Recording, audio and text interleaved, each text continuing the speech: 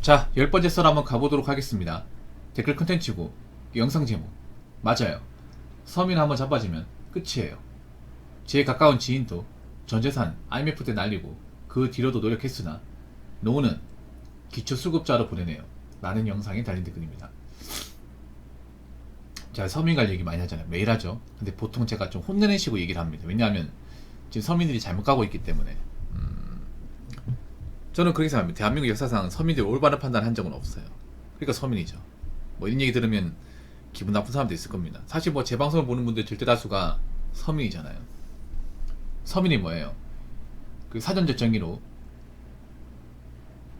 신분전 특권이나 부를 갖지 못한 넉넉지 못한 삶을 사는 중류 이하의 삶을 사는 일반 시민을 서민이라고 합니다. 일단 서민이라고 하면 금전적으로 넉넉지 못해요. 그리고 많은 돈을 벌지 못합니다. 넉넉하지 못해요. 그런데 서민들은 오히려 더 저축을 해야 되고 미래를 대비해야 됩니다. 근데 제가 현실에서 보는 서민들은 지금 미래 대비하는 분들이 별로 없습니다. 현재 충실하고 현재 쾌락을 많이 쫓습니다. 그리고 자신이 모은 돈을 모으는 사람도 있겠지만 날려먹는 사람도 많습니다. 그러다 보니까 자산이 늘어나지 않습니다. 오히려 그런 분도 많아졌죠. 우리 같은 사람 노력해서 뭐하냐, 벌어봤자 얼마나 번다고, 모아봤자 얼마나 모은다고, 뭐하러 힘들게 사냐, 뭐하러 아동바도 그렇게 애써서 모으려고 하냐, 좀 즐기면 살자, 어차피 우리 같은 사람은 돈 모아봐야 뭐 얼마 안돼. 그런 마인드 가진 사람들 많아졌죠. 근데 참 웃기게 뭐냐 하면 서민들은 비밀 얻은 게 없잖아요. 내가 똑바로 살지 않으면 누가 나의 어떤 문제를 대신 해결해 준다거나 막아주는 사람이 없어요. 그래서 경제가 안 좋아지면 항상 직격탄을 맞는 게 서민입니다. 그렇지 않나요, 여러분? 뉴스에서 서민 경제가 안 좋다고 하잖아. 뉴스에서 얘기할 정도면 진짜 안 좋은 거예요. 객관적으로 안 좋잖아요. 자산이 쌓여야 되는데 자산은 별로 없고 빚만 쌓이고 있고 빚을 못 갚고 있고 미래대비 못하고 있고. 경제가 안 좋아지면 누가 힘들어요? 가진 거 없는 사람이 힘들지 않아요? 자본주의 사회에서. 근데 가진 거 없는 사람이 누구예요? 서민 아닙니까? 뭐 급빈지도 있겠지만. 점점 가진 거 없는 사람이 더 가진 거 없는 사람처럼 되고 있습니다. 그러니까 지금 문제가 뭐냐 하면 일반 보통 사람들이 이 소비의 맛을 들였다는 거예요. 소비 수준이 상당히 높아요. 제가 봐도 일반 서민들이 살아도 좋은 스마트폰은 다 가지고 있어. 근데 그것도 약정으로 가지고 있어. 자급제가 아니야. 돈이 없으니까 대부분 약정이야. 가진 거 없어도 스마트폰 좋은 거 쓰려고 해. 내가 벌이가 적어도 여행 가고 싶어 해요. 내가 능력은 안 돼도 유행하는 아이템 하고 싶어. 그런 돈을 안 써야 돈이 보이는데 그런 돈을 다 써버려요. 서민들이 메타인지 못해요. 자기주를 망각합니다. 그러다 보니까 경제가 안 좋아지면 가장 착살나고 가장 데미지 세게 입는 게 서민이에요. 앞으로 보세요. 앞으로 경기가 안 좋으면 누가 타격받는지. 대비해도 모자를 파네. 아둥바둥 살아도 모자를 파네. 현재만 충실하고 미래 대비가 없어요. 근데 어떻게 넘어가죠? 어떻게 버팁니까? 못 버팁니다. 이게 버틸만한 어떤 자원도 없고 버틸만한 체력도 없어요. 그럼 나가 떨어지는 거죠. 이게. 그런 사람들이 여러분 지천에 많이 깔려져 있습니다. 역사적으로 서민들이 한번 넘어져서 자빠져가지고 경제적으로 안 좋아져서 일한 적이 있습니까? 저는 그런 적이 많이 없었던 걸로 알고 있는데. 여러분, 서민의 삶은요 옷두기가 아닙니다. 옷두기가 아니에요. 옆으로 자빠져 다시 원위치 되고 그런 게 아닙니다. 한번 쓰러지면 끝입니다. 한번 쓰러지면 못 일어납니다. 특히 요즘 젊은 사람 멘탈 약해요. 여러분 아시잖아요. 이게 한번 쓰러지면 의지가 꺾여버립니다. 이게 무서운 게 뭐냐, IMF 때도 그런 거 느꼈을 거예요. IMF 때도 집이 망하잖아요. 그러면 의지가 꺾입니다. 그래서 IMF 때 이제 사업했다가 이제 말아드시고 단칸방으로 이렇게 이사 가신 분들 보면 아버지 맨날 술 먹었습니다. 술 먹고 맨날 싸웠습니다. 왜냐하면 사람이 한번 나락가잖아요. 정신 못 차립니다. 그런 집 많았습니다. 이게 왜냐, 충격을 감내할 수 없는 거야. 이게 사람이 그렇게 있잖아요. 막 갑자기 막 정신 번쩍 뜨고 하지 않습니다. 못 받아들입니다. 사람이 망하면요. 지금 이 못 받아들여.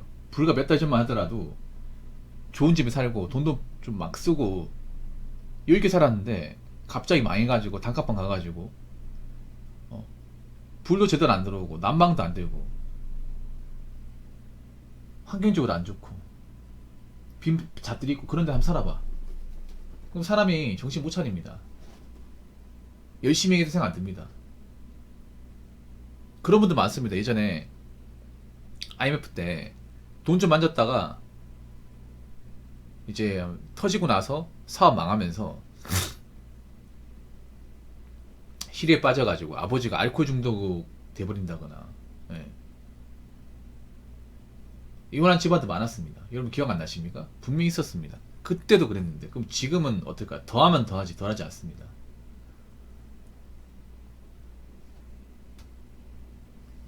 그리고 지금 뭔가 상황이 안 좋은데 딛고 일어난다? 쉽지 않을 겁니다. 이미 준비된 사람은 모르겠지만 준비가 안 된 사람들은 한번 데미지 보면 그냥 끝입니다. KO입니다. KO. 여러분 권투 같은 거 있잖아요. 권투 같은 거 한번 다운돼가지고 일어나기 쉬운지 아십니까? 일반 사람들은 그냥 쭉 훅 하나 맞는 거만 하면 카운터면 카운터. 못 일어나요.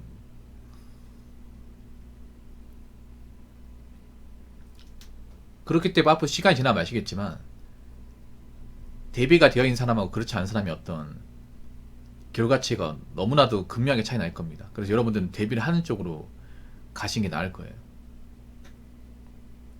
근데 대비를 하는 사람들이 많지가 않을 겁니다. 여러분이 보더라도 자산 쌓아놓고 열심히 일하고 하시는 분들이 많지 않습니다.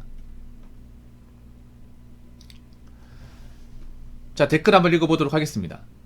쓴 약이 몸에 좋습니다. 사실을 직시해야 합니다.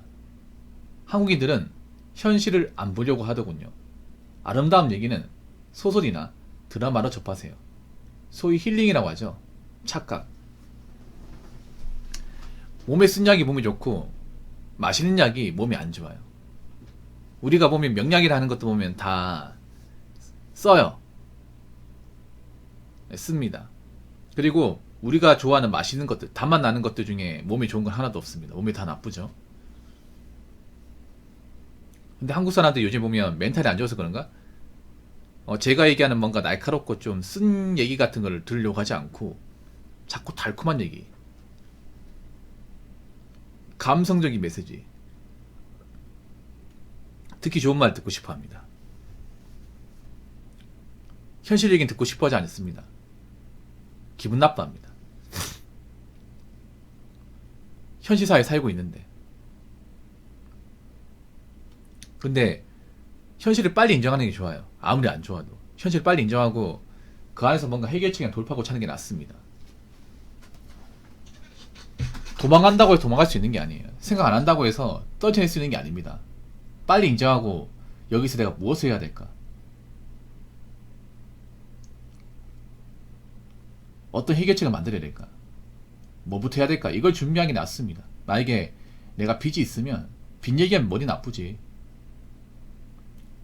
짜증나죠. 근데 내가 빚이 있다는 걸 인정하고 이 빚을 어떻게 빨리 갚아 나갈 것이냐, 이거 먼저 생각하는 게 낫지 않나요? 계속 뭐 빚 얘기 듣기 싫다고 도망가면 빚은 계속 쌓일 거 아닙니까? 그렇지 않습니까? 지금 보면 생각해보세요. 사람들이 지금 채무가 늘어나고 있어. 물론 채무가 너무 많아서 늘어나는 것도 있지만 자꾸 빚을 인정 안 하고 자꾸 회피하려고 하니까 더 늘어나는 거 아니야?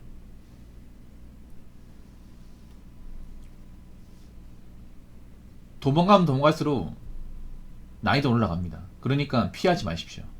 이왕 이렇게 된 거면. 한국인들은 현실을 안 보려고 하거든요. 왜 안 보려고 하는지 아십니까? 현실이 어둡거든. 지금 상황에 놓인 내 자신의 어떤 상황이 너무 안 좋단 말이에요. 근데 안 좋다는 거 빨리 인정해야 되잖아. 현실이 안 좋으니까 자꾸 도망가려고 그래. 아니, 안 본다고 해서 피할 수 있습니까? 못 피하잖아요. 그래서 현실 안 보는 거는 굉장히 좀 미성숙한 행동입니다.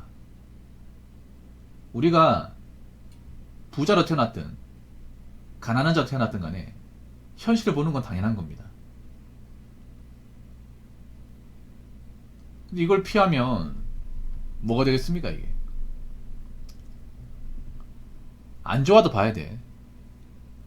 좋을 때만 보는 게 아니라. 보는 거 익숙해져야 되고, 받아들여야 됩니다. 내가 상황이 안 좋다는 걸. 그래야 뭐라도 할 수 있습니다. 자꾸 도망가려고 하지 마시고. 아름다운 얘기는 소설이나 드라마로 접하세요. 아름다운 얘기 듣지 마세요. 현실은 아름답지 않습니다. 현실은 냉혹합니다. 현실은 드라마 아닙니다. 드라마와 현실을 자꾸 대입하지 마십시오. 요즘 현생이 안 좋으니까 자꾸 드라마랑 현실을 동일시하는 분도 있는데 다릅니다. 현실은 냉혹해요. 현실은 돈 없으면 사람 취급 못 받고 일 안 하면 인간대 못 받습니다. 그리고 현실에서 가난하고 뭔가 문제 해결을 못하면 답이 없습니다. 갑자기 무슨 드라마에서 나오는 것처럼 기적적인 일이 벌어지지 않습니다.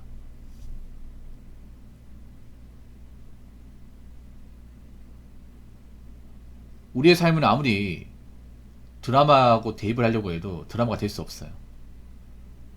드라마는 호구지 않습니까? 우리가 사는 건 리얼이에요, 리얼. 드라마는 픽션이고 우리 현실은 리얼입니다. 그리고 뭐 요즘에 힐링 같은 거 많이 보는데 사실 난 힐링은 안 보이거든. 왜냐하면 진짜 현실 힐링은 뭐예요? 만약 빚이 있다면 빚이 줄어드는 거, 삶이 나아지는 거, 현생이 좋아지는 거, 이 힐링 아니야? 현생이 안 좋은데 여행 간다고 무슨 힐링이 안 그래요?